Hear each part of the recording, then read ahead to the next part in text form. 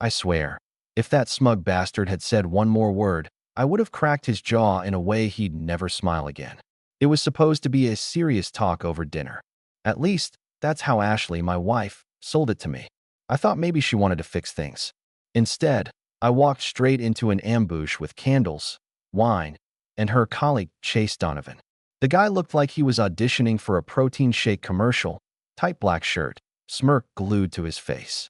Ashley sat beside him, laughing too loud, her hand a little too close to his thigh. "Logan," she said sweetly, "this is Chase. You've heard me mention him from work." Oh, I'd heard. The mentor. The inspiration. The guy who just gets her. I forced a smile and sat down, but my fists were already balled under the table. Then Chase leaned in, his eyes locked on mine like this was some old Western standoff. "I'll make this simple," he said smoothly. "You've got two options. Leave quietly, or face me like a man." Ashley didn't flinch. She smiled. The room went silent, except for the blood pounding in my ears. He thought I'd crawl. Thought I'd just nod, walk out, and leave my whole life behind while he played house with my wife. I took a slow breath, looked him dead in the eyes, and said, "You want your teeth whole, or in pieces?" Then I stood and cleared the table, with his face. Plates shattered, wine sprayed across Ashley's white dress. People screamed. Chase tried to rise, but I dropped him back with one clean punch. Years of betrayal and sleepless nights were packed into it. Ashley shrieked, clawing at my arm. "Logan, stop. You're embarrassing me." Embarrassing her. After she marched me into a restaurant to dump me in front of her new toy like I was yesterday's garbage. Security dragged me out, glass in my knuckles, blood on my shirt. Chase wheezed on the floor, his alpha energy leaking onto the marble tiles. Standing outside in the cold, one truth settled over me like ice. She hadn't brought me there to talk. She brought me to watch me lose. But that night didn't break me. It woke me up. Because this wasn't over. Not even close. When I got home that night, the house felt wrong. Not the furniture, not the decor, just the air. Heavy. Rearranged. Her perfume lingered in the hallway. But there was something else mixed in. A musk I didn't recognize. Arrogant. Male. The bed was perfectly made, tight corners like a hotel room. Ashley never made the bed like that. Ever. I sat down, palms still raw from punching Chase, mind replaying his smug face, her silence, the sick gleam of satisfaction in her eyes as I was dragged out. My phone buzzed. A message from her. "You didn't have to do that. You embarrassed yourself." Not, "Are you okay?" Not, "Let's talk." Just blame. That's when the switch flipped. I wasn't suspicious anymore, I knew. But knowing isn't enough. You need evidence. I started searching. Closet first. Nothing unusual, until I checked the shoe rack. A pair of red heels I'd never seen before. Expensive. Ashley hadn't worn heels in months around me. Next stop, her vanity. Her tablet was sitting there. She never locked it. Thought I trusted her too much to ever look. She was wrong. The first photo I opened caved my chest in. Ashley, barely dressed, taking mirror selfies in a hotel room I didn't recognize. Date stamped last weekend. She had told me she was at her friend Lacey's baby shower in Sacramento. Another swipe. There was Chase. Shirtless, brushing his teeth in the background. My breathing went shallow. My eyes burned. Videos. Messages. His voice calling her my little secret. Her giggling like a teenager. Once, she even called him daddy. And then the dagger. "He still thinks we're just going through a rough patch. Poor baby. Poor baby." That line cut deeper than my fist had cut into Chase's jaw. Suddenly, everything added up. The late nights. The girls' trips. The sighs when I tried to hold her. The eye rolls when I spoke. She wasn't mine anymore. Hadn't been for a long time. I was just a placeholder. The next morning, she floated into the kitchen, hair tied up, coffee in hand, scrolling her phone like nothing happened. I slid the tablet across the table to her. Open on the messages. Her fingers froze. She stared at the screen for a long beat, then slowly looked up at me and said the one thing that confirmed it all. "Why were you snooping through my stuff?" Not, "I'm sorry." Not even denial. Just deflection. I leaned forward, voice calm, steady. "You lied to me. You humiliated me. And you think I'm going to just sit here and take it?" She rolled her eyes, sipped her coffee, and muttered, "You're being dramatic, Logan." It was just Chase. That's when I smiled. Because in that moment, she still thought I was playing checkers. But I'd already started playing chess. Ashley thought the fight at the restaurant, the photos, the messages, that was the climax. She thought she'd broken me, but she didn't understand something about me. I don't break. I calculate. She floated through the next few days like nothing had happened. Late nights at the office. Phone flipped face down on the counter. Sudden bursts of laughter at texts she'd never share. I played dumb. Ate dinner with her. Watched her shows with her. Even kissed her cheek when she left in the mornings. She thought my silence was surrender. Meanwhile, I was documenting everything. The tablet gave me her cloud backup. Every photo, every text, every location ping, they were mine now. I pulled receipts too. Credit card charges for hotel rooms, dinners, spa days she told me were girls' nights. But evidence was just step one. Step two was leverage. I called Marcus, my lawyer. Same guy who handled my business contracts. He didn't ask questions, just listened as I explained. Then he said the most beautiful words I'd ever heard. Logan, if she thinks she's walking away with half your assets, she's in for a rude awakening. I already knew she'd try. Ashley didn't just want Chase. She wanted comfort. My house, my car, my savings. She wanted to trade in the husband model without losing the lifestyle. So I let her keep thinking she could.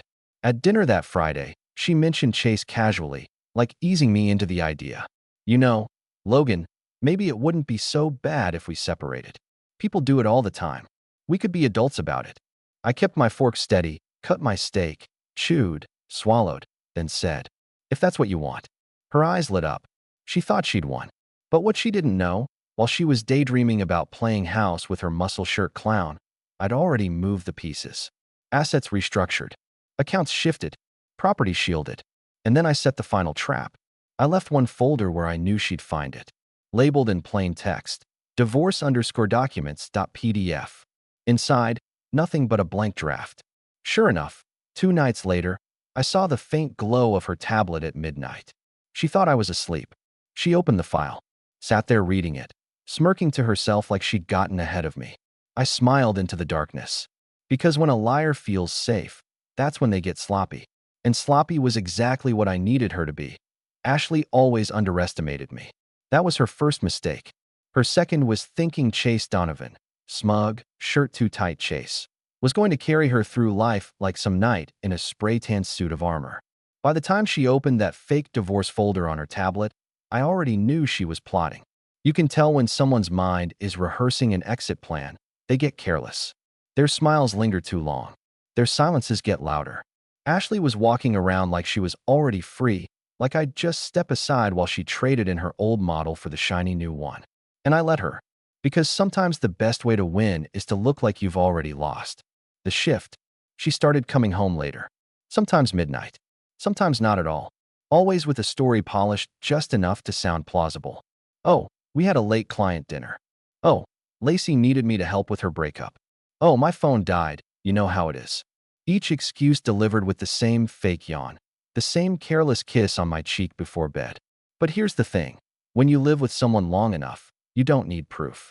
You can hear the lies and the pauses. You can see them in the way their shoulders shift when they walk past you. And Ashley? She practically announced every betrayal with a neon sign. I never confronted her. I just took notes. Dates. Times. Names she dropped into her excuses. Every single detail went into the folder on my laptop, the one she'd never touch because she thought I was too boring to even have secrets. That was her third mistake. The family dinner. The real turning point came on a Sunday. She invited her sister and Chase over for dinner. Yes, you heard that right. She had the audacity to bring him into my house. I remember her voice, all sugar. Logan, honey, Chase has been such a good friend lately. I thought it'd be nice to have him over. You don't mind, do you? I smiled. Of course not. When the day came, I grilled steaks on the patio while Chase leaned back in a lawn chair, sipping my bourbon like he paid the mortgage. Ashley fluttered around, laughing too loudly at his every joke, her hand grazing his shoulder like it was the most natural thing in the world. Her sister caught my eye once. She knew. Oh, she definitely knew. But she wasn't about to interfere. Too messy. Too awkward. Better to pretend everything was fine. And me? I played the part of the oblivious husband. I flipped the stakes. I refilled the drinks. I laughed when Chase tried to tell me about his gym routine, like I hadn't already read every humiliating text Ashley sent him. You're so strong, babe. Logan could never be like you. She wrote that. To a man who couldn't fix a dripping faucet without Googling it. I wanted to laugh out loud right there at the grill. Because while Chase flexed and Ashley simpered, I already knew I was 20 steps ahead. The reveal she planned. 2 weeks later, she finally made her move. We were sitting in the living room when she cleared her throat like she was about to deliver some grand speech. Logan, she started, I think it's time we stop pretending. I tilted my head. Pretending? She nodded, her face carefully arranged in that smug expression she wore whenever she thought she was being clever. This marriage, it hasn't been working for a long time. We both know it. I've found someone who makes me happy. I deserve to be happy. I let the words hang in the air. Didn't argue. Didn't even blink. Just let her fill the silence with her own self-importance. She leaned forward, voice soft, fake gentle. It's better this way. We can be civil. We don't need to fight. We'll just separate everything. Fairly. Fairly. That word almost made me laugh. Instead, I nodded slowly. If that's what you want. Her shoulders relaxed. She smiled. Actually smiled, like she'd just won. Like I was some defeated man too weak to put up a fight. That was her fourth mistake. My counterplay. The next morning, she came downstairs dressed sharp, hair curled, makeup flawless. I'm meeting with a lawyer today, she said, casual as if she was telling me she was running to Target. I sipped my coffee. Good idea. Her eyes flickered, just for a second. She expected resistance. Tears. Rage. Something. Not calm acceptance. She left, probably imagining herself walking into her new life with Chase, hand in hand, while I sulked in the ruins she left behind. Except when she sat down in that lawyer's office, she got the first taste of what I'd been building. See, I'd already moved every significant asset into a trust, one she had no access to. The house. In my name only, thanks to a quiet refinance 6 months earlier. The business account? Legally protected. My investments? Shifted into a holding company she didn't even know existed. All she had left to claim was her own credit card debt and a used SUV with 2 missed payments. When her lawyer explained it, she apparently went pale. He called me later that day, half amused, half irritated. She walked in thinking she'd leave with half of everything, he said. By the time she left, she realized she's lucky if she gets to keep her clothes. I smiled into the receiver. Sounds about right. The calm before the storm. That night, she didn't mention her lawyer. She didn't mention separation. She just picked at her dinner in silence, eyes darting toward me now and then like she was trying to read a language she didn't speak. Finally, she asked, "You're not angry?" I shrugged. Why would I be? She studied me for a long time, then muttered, "You're impossible," and went upstairs. I let her go, because I wanted her to stew. I wanted her to lie awake wondering what I knew, what I'd done, what cards I had left to play. The truth was, I had all of them. And I wasn't done. Not even close. Because it wasn't enough for her to lose. I wanted her to know, beyond a shadow of a doubt, that she lost to me if Ashley thought she could just waltz out of my life with Chase Donovan and half my assets. She didn't just underestimate me. She didn't even know me. I've always believed revenge isn't about the knockout punch. It's about the slow bleed. You don't swing wild. You take away everything they think makes them strong until they're standing on nothing but the scraps of their own arrogance. And that's exactly what I started doing. The first fracture. It began with her family. Ashley had always loved to play the golden daughter, the sister who had it all. Whenever her parents called, she painted me as the dependable, stable husband who built the perfect life for her. When she dragged Chase into the picture, though, she assumed they'd applaud. They didn't. See, I'd already gotten there first. A week before she made her little, "It's time we stop pretending" speech, I'd invited her parents over for dinner. Just the two of them. I grilled steaks, opened a bottle of wine, and sat them down with a calm expression that carried more weight than shouting ever could. I showed them the texts. Not all of them, just the choice lines. "He's nice but dull. A placeholder. Poor baby. He still thinks we're working on it. You're my real husband." Her mother's face fell first. Then her father's jaw tightened in that quiet way that said he was already choosing sides, and it wasn't hers. I didn't smear her. I didn't rant. I simply said, "I wanted you to see this before she tells her version of the story." That was enough. So when Ashley came around later, all bright-eyed, talking about her new chapter, she walked into silence. Into disappointment. into parents who looked at her not as a bold woman starting fresh, but as a selfish child who had just spat in the face of everything they raised her to be. Strike one. The friend circle collapse. Her friends were next. Ashley had a tight little circle. 3 women she'd known since high school. Brunch crew. Spa days. Group texts full of gossip and half-baked motivational quotes. She leaned on them for validation, and she was sure they'd back her up when she left me. Except I had receipts. Remember that tablet I found? It had more than just photos and messages with Chase. It had messages about her friends. Ugly ones. God, Lindsay is such a bore. I only hang out with her because she makes me look better. Rachel acts like her marriage is solid, but her husband flirts with me constantly. I could take him if I wanted. Julie's kid is hideous. Not saying it to her face, obviously, but wow. All saved. All screenshotted. I didn't blast them out. No, that would have been crude. Instead, I sent each one privately. Anonymous email. A short subject line. Thought you should see this. No signature. Just the screenshot. By the end of the week, Ashley's brunch crew stopped answering her calls. When she texted them, the responses came cold and clipped. She noticed. She complained to me at dinner one night, voice dripping with frustration. I don't get it. Rachel canceled on me twice. Julie's leaving me on read. And Lindsay, God, she unfriended me on Facebook. What's their problem? I just shrugged. Maybe they're busy. She narrowed her eyes, suspicious for a flicker of a second. But then she shook it off, because Ashley's ego couldn't handle the idea that her friends might be turning against her. Strike two. The work undercut. Ashley's job was her pride and joy. She wasn't some powerhouse executive. She was middle management in real estate. But you'd think she was running Wall Street from the way she bragged about client relationships and networking. So I went for the jugular there, too. See, Chase wasn't just her fling. He was her coworker. And the company had rules about relationships, especially between people on the same team. All it took was one carefully packaged email with screenshots of her late-night texts to him, sent anonymously to HR. Not an accusation, just evidence of potential conflict of interest. Within days, whispers started. Ashley came home irritated, muttering about office politics and how people were giving her looks in the break room. Chase got moved to a different team. Her boss suggested she start documenting her hours more carefully. And just like that, her little fantasy of being professional power couple of the year with Chase was reduced to water cooler gossip. Strike three. The social erosion. The thing about betrayal is it doesn't live in private. Eventually, it leaks. And people watch. I made sure of it.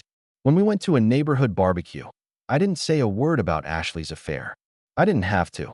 I just smiled, chatted with the neighbors, played cornhole with the kids, and acted perfectly normal. Ashley, on the other hand, twitched under the weight of her own paranoia. Every laugh she heard behind her back, she thought was about her. Every glance, every whispered conversation, she was convinced they knew. And some of them did. I'd let just enough slip to 1 or 2 trusted neighbors, because gossip spreads faster than wildfire when you add the word confidential at the beginning. By the end of the night, Ashley was pacing in the kitchen, glass of wine in hand, snapping. Why was everyone looking at me like that? I raised an eyebrow. Were they? She glared. Don't play dumb, Logan. Something's going on. I smiled. Maybe you're just imagining things. Strike 4. The loneliness creeps in. Within a month, Ashley was isolated. Parents cold. Friends distant. Work tense. Neighbors whispering. Chase was still around, but even he wasn't the shiny prize she thought he was. Without the validation of her circle, without the admiration of her family, he was just a guy in a tight shirt with nothing to offer but bad cologne and gym selfies. And me? I was steady, unmoved, calm as a stone. She started trying to reel me back in. Little gestures like making my favorite dinner, asking about my day, even trying to hold my hand on the couch. I let her. I let her play the part of the repentant wife. Because nothing stings more than realizing your escape doesn't want you, and the man you threw away is happier without you. I could see the panic in her eyes as she realized she wasn't winning anymore. She was losing, piece by piece. And the best part? She didn't even know the real revenge hadn't started yet. No, everything so far was just the prelude. The warm-up. The slow tightening of the noose she had sewn for herself. When the final act came, it would make all of this feel like a rehearsal. And she'd never see it coming. By the time October rolled around, Ashley wasn't strutting anymore. The woman who used to march into every room like it was a stage now tiptoed, like she was sneaking past landmines. I watched it all without a word. That's the thing about control. You don't have to shout when you have it. Her first slip. One evening, she came home from work earlier than usual. Normally she'd breeze in, toss her heels by the door, and start humming while scrolling her phone. This time, nothing. No hum, no smile, no casual kiss on the cheek. Instead, she stood in the doorway of my office like a shadow. "Logan," she said carefully, "did you talk to my parents?" I looked up from my laptop, feigning confusion. "Your parents? About what?" Her eyes narrowed, suspicious. "They've been distant. Cold. Mom barely answers my calls. Dad, he won't even text back. Did you say something to them?" I closed my laptop gently, leaned back in my chair. "Ashley, if your parents are pulling away, maybe it has something to do with your choices. Don't pin that on me." The silence stretched. She wanted to accuse me, but couldn't prove a thing. Finally, she muttered, "Right," and drifted upstairs. I smiled to myself. The first crack had shown. Chase loses his shine. Another week later, I overheard her on the phone with Chase. She was in the kitchen, pacing, her voice sharp with irritation. "No, I can't just stay at your place all the time. People are already talking."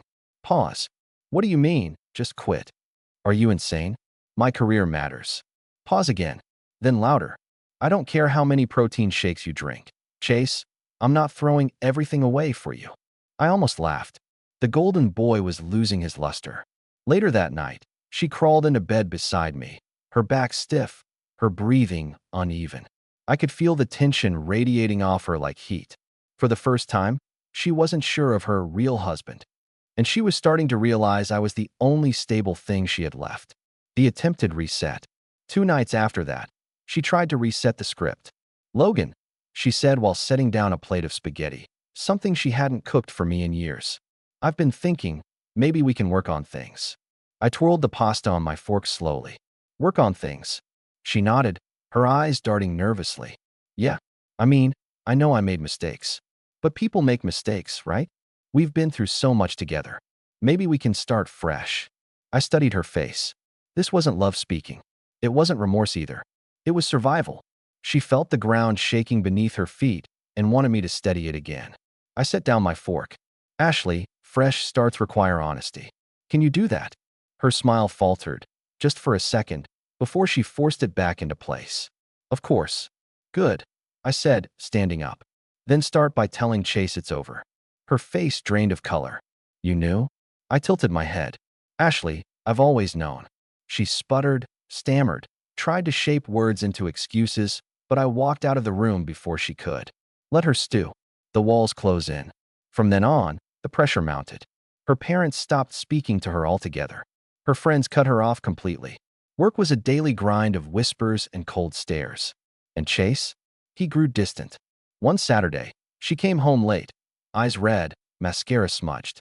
She didn't say a word, just climbed the stairs and shut the bedroom door. Later, when I walked past, I heard muffled sobs. I didn't go in, not out of cruelty, but because I wanted her to understand what it felt like to be alone. She had chosen this path. I just lit the streetlights so she could see how empty it really was. The begging begins.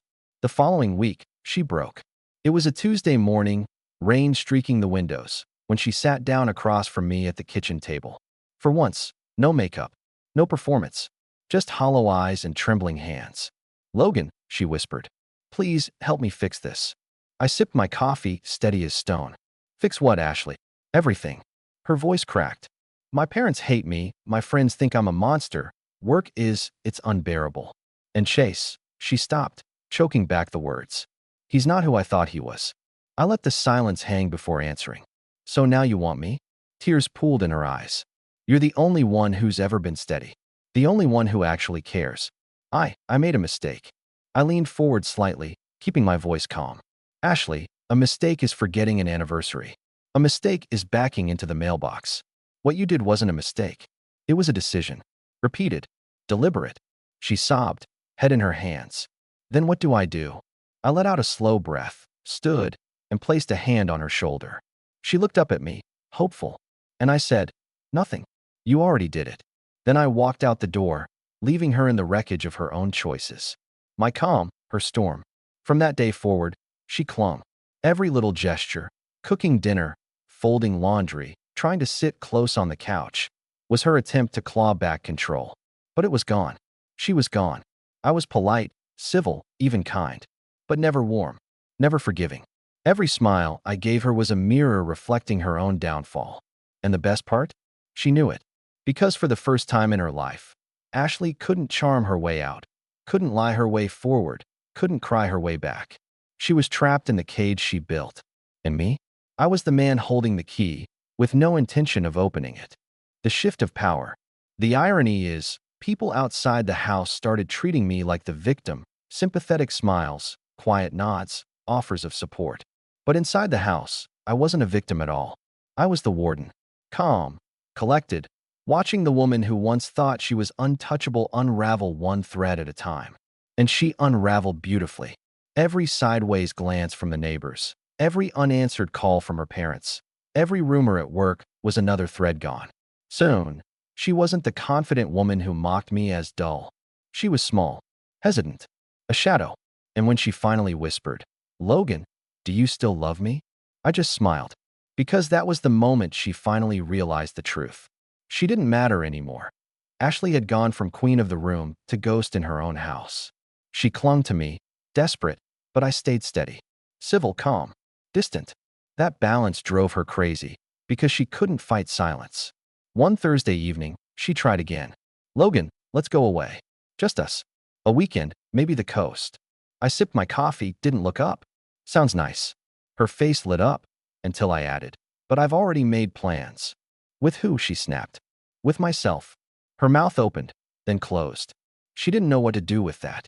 She'd spent our whole marriage expecting me to chase her, to fix things, to smooth over her disasters. Now she was chasing me, and I was already 3 steps ahead. That weekend, I traveled for work. In reality, I spent it finalizing things with my lawyer. The documents were ready, the evidence airtight, the plan perfected. Ashley thought I was drifting away. She didn't know I was building the stage for her final performance that IT happened at Thanksgiving. Her idea, ironically, "We should host this year," she insisted. "Show everyone we're still strong." I agreed instantly. Too easily. That should have been her warning. Her parents came. Her sister. A handful of neighbors. Even Chase showed up. She invited him as a friend. We sat around the table, turkey steaming, wine poured. Ashley stood to make a toast, grinning like the actress she was. "That's what family is about," she said. "Love, support, forgiveness." She clinked her glass. Smiles. Nods. Then I stood. "Beautiful words, Ashley. But I think it's only fair the family hears the whole truth." I pulled out a folder. Thick. Heavy. Dropped it on the table. The sound made forks freeze midair. Emails. Texts. Photos. Receipts. I didn't raise my voice. I didn't accuse. I just slid the proof across the table, page by page, while Ashley's face drained of color. Her mother gasped. Her father's jaw clenched. Her sister muttered, "Oh my God." Chase shifted in his chair, red creeping up his neck. And Ashley? She tried to laugh. This is taken out of context." "No," I said, steady. "It's exactly in context." Silence. Dead silence. The meal ended without dessert. Guests left early. Ashley sat alone at the table, mascara running, staring at the pile of evidence like it might burst into flames and save her. It didn't. The next morning, Ashley stormed into my office. "How dare you humiliate me like that in front of everyone?" I leaned back in my chair. "Ashley, you did that yourself. I just provided the projector." "You think you've won?" she spat. "I'll take you for everything." I cut her off with a smile. "You'll what?" "Sue. Try to grab half the assets." She froze. Already moved. Protected. Legally untouchable. You walk away with nothing but your debt, Ashley. And Chase, if he still wants you. The fight left her eyes in an instant. She staggered back like I'd struck her. You planned this." "Of course," I said. "You think I build machines that carve titanium to half a human hair's width, but couldn't see you coming?" Her hands shook. "So that's it. You're just throwing me away." I stood, walked past her, and whispered, "No. I'm letting you throw yourself away." She collapsed onto the couch, sobbing. Divorce papers were served the following week. Clean. Efficient. Irrevocable. Ashley begged at first, then raged, then begged again. Chase stopped answering her calls. Her friends stayed silent. Her parents closed the door. By December, she was living in a one-bedroom apartment on the far side of town, driving the SUV she couldn't afford, scraping by on a job where everyone whispered behind her back. Me? I thrived. Business grew. Friends rallied. My family stayed close. But my revenge wasn't just the divorce. That would have been too simple. No, the cruel part was the final twist. See, Ashley loved status more than anything. Loved the way people saw her. So for Christmas, I mailed her a gift. Small box, wrapped neatly. Inside, a single flash drive. When she plugged it in, she found a folder labeled June Justice. Dozens of files, screenshots, receipts, messages, all the evidence I'd gathered. And a single video. Me, speaking directly to the camera. If you're watching this, Ashley, it means you finally realize you lost. Not just me, not just the marriage, but the image you built, the pedestal you thought you lived on. You call me a placeholder. Dull. A mistake. But here's the truth. You were the placeholder. You were the mistake. And now, everyone knows. The video ended with me smiling. Calm. Collected. The same smile I gave Chase in the restaurant before I broke his facade. That was my gift to her. A permanent record of her own undoing. And the cruelest part?